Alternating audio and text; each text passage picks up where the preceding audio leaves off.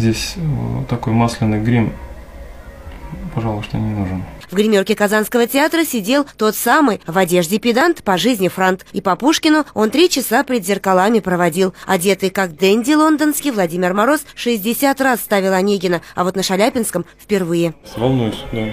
Волнуюсь, конечно, всегда, каждый раз. Каждый день он как бы с нуля начинается, нужно всегда заново все доказывать. Свежие изделия, пожалуйста. Спасибо. Одну. Я же говорил.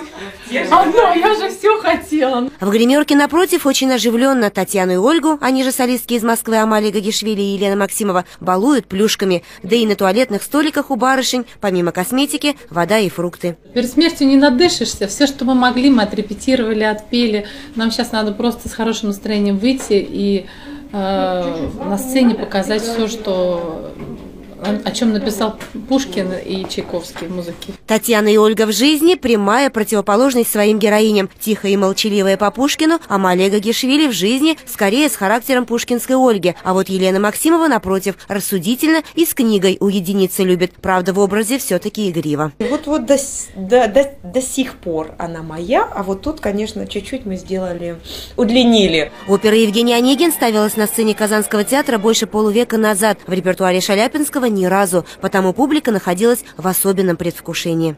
Честно говоря, много лет ждали, и мы считаем, что эта опера должна звучать как можно чаще.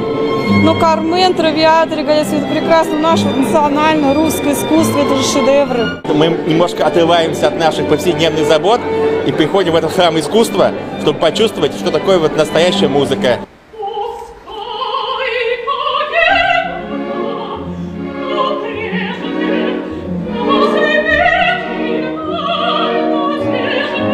И снова, как у автора, театр уж полон, ложи блещут. На 3 часа зритель окунулся в эпоху Пушкина. Для режиссера Михаила Панджавидзе это 3-я версия оперы. Первые 2 он поставил в Астрахани и Волгограде. Спектакль в Казани поставлен в классическом стиле. Такой узнаваемый от начала до конца. Очень понятный, очень простой и очень русский. Без спецэффектов и новомодных наворотов. Практически хрестоматийный, где все по Пушкину. Лера Давлетова, Андерсон Тальцев, столица.